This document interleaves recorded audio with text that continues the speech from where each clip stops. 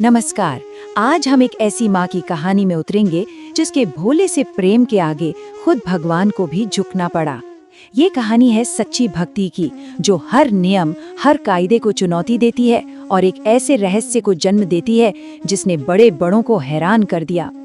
तो चलिए सीधे उस सवाल से शुरू करते हैं जिसने जगन्नाथ मंदिर के पुजारियों और यहाँ तक कि राजा तक की नींद उड़ा दी थी। आखिर बंद दरवाजों के पीछे सुबह होने से भी पहले भगवान के होठों तक खिचड़ी पहुंची तो पहुंची कैसे?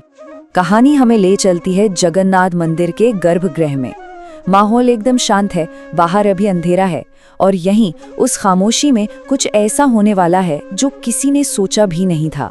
सोचिए जरा, मुख्य पुजारी राजेंद्र रोज की तरह भगवान को जगाने के लिए अंदर जाते हैं और अचानक उनकी नजर मूर्ति के होठों पर ठहर जाती है। वहां खिचड़ी का एक छोटा सा दाना लगा हुआ है। उनका तो दिल ही बैठ गया। खिचड़ी का भोग तो शाम को लगता है और मंदिर तो रात भर से सीलबंद था। तो फिर ये क्या था? कोई चूक या कोई चमत्कार? ये खबर आग की तरह फैलती है और पहुंचती है राजा गजपति तक। वो बहुत ही धार्मिक राजा थे। जब उन्होंने पुजारी की ये असंभव सी लगने वाली बात सुनी तो उनकी आंखों में चिंता तो थी, पर एक गहरी जिज्ञासा भी थी। उन्होंने तुरंत आदेश दिया कि मंदिर की सुरक्षा डबल कर दी जाए। अब वहां परिंदा भी पर नहीं मार सकता था। तो एक तरफ महल में ये तनाव चल रहा था और दूसरी तरफ इस सबसे बहुत दूर एक छोटी सी दुनिया में कर्माबाई नाम की एक भोली भाली महिला रहती थी, जिनका अपने भगवान से रिश्ता ही कुछ और था। अपनी छोटी सी झोपड़ी में कर्माबाई अपने लाला के लिए भोग तैयार कर रही हैं। उनके लिए ये कोई पूजा पाठ नहीं, बल्कि एक माँ का अपने बच्चे के लिए खाना बनाना था। उनके हाथ भले ही बूढ़े थे, पर उनमें ममता की कोई कमी नहीं थी। और यही उनकी भक्ति का सार था। उनकी सोच कितनी सीधी और सरल थी। वो कहती थी कि मेरा लाला तो बच्चा है, उसे सुबह सुबह भूख लग जाती है। अगर मैं नहाने धोने में लग गई तो वो बेचारा भूखा रह जाएगा।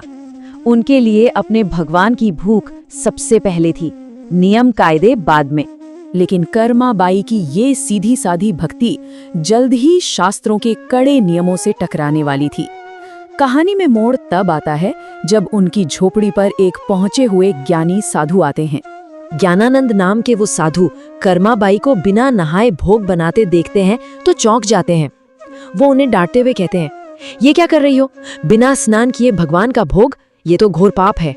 भक्ति का मतलब अनुशासन होता है। यहाँ दो रास्ते आमने सामने थे, एक नियमों और शास्त्रों का और दूसरा सिर्फ और सिर्फ प्रेम का।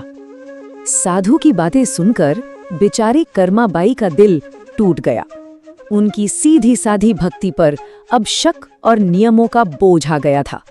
बहुत दुखी मन से उन्होंने तय किया कि अगले दिन वो पहले सारे नियम कानून पूरे करेंगी और उसके बाद ही अपने लाला के लिए भोग बनाएंगी। पर कहानी का असली मोड़ तो अभी बाकी था। महल में सुरक्षा दोगुनी होने के बावजूद भगवान के मुख पर खिचड़ी के दाग फिर से मिले। रहस्य और भी गहरा हो गया और अब इस रहस्य को सुलझाने वाला कोई इंसान नहीं, बल्कि खुद भगवान थे। उसी रात राजा गजपति को एक सपना आता है। सपने में खुद भगवान जगन्नाथ उनके सामने खड़े हैं, पर उनका चेहरा थोड़ा उदास है। वो राजा से कहते हैं, पुरी में मेरी एक माँ रहती है, कर्मा। जब तक मैं उसके हाथ की खिचड़ी ना खा लूं, मुझे शांति ही नहीं मिलती। भगवान आगे अपनी तकलीफ बताते हैं। वो कहते हैं, किसी ज्ञानी ने उसे नियमों में फंसा दिया है। अब वो मुझे देर से भोग लगाती है और तब तक तो मैं भूख से बेहाल हो जाता हूँ। सोचिए, एक भगवान एक बच्चे की तरह अपनी भूख की शिकायत कर रहा था। और फिर भगवान ने उस रहस्य से पर्दा उठाया। वो बोले, मुझे इतनी देर से खाना मिलता है कि मंदिर लौटने का समय हो जाता है, इसलिए मुझे जल्दी जल्दी खाकर हाथ मुंह पर ही पोंछने पड़ते हैं। बस इसीलिए मेरे चेहरे पर वो खिचड़ी के दाग रह जाते हैं। ये सुनते ही राजा की नींद खुल गई। अब राजा के लिए सब कुछ आईने की तरह साफ था। उन्होंने सुबह होते ही अपने लोगों को आदेश दिया कि पूरे पुरी में कर्मा नाम की उस महिला को ढूंढ निकाला जाए। अब सच का सामना करने का समय आ गया था। जब राजा, पुजारी और वही साधु ज्ञानानंद कर्माबाई की झोपड़ी पर पहुंचे तो उन्होंने जो देखा वो हैरान करने वाला था। एक छोटा सा प्यारा सा बालक झोपड़ी के बाहर बैठा बेसब्री से आवाज लगा रहा था, माँ जल्दी करो ना, बहुत जोर की भूख लगी है।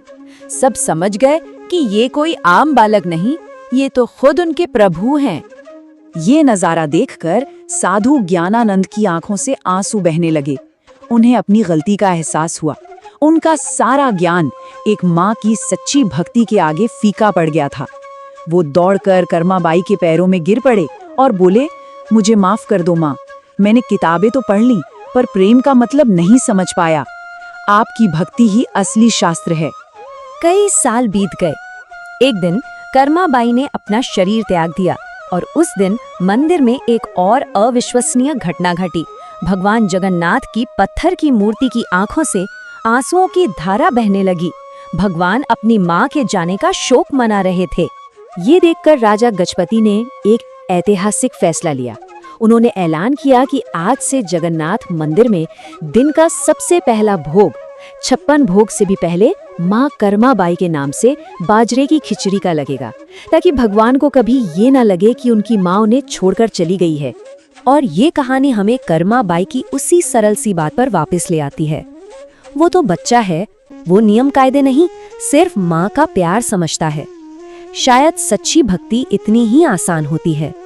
तो जाते जाते एक छोटा सा सवाल, कहानी में कर्माबाई ने अपने लाड़ा को सबसे पहले क्या खिलाया था? इस अद्भुत कथा को हमारे साथ अनुभव करने के लिए आपका बहुत बहुत धन्यवाद।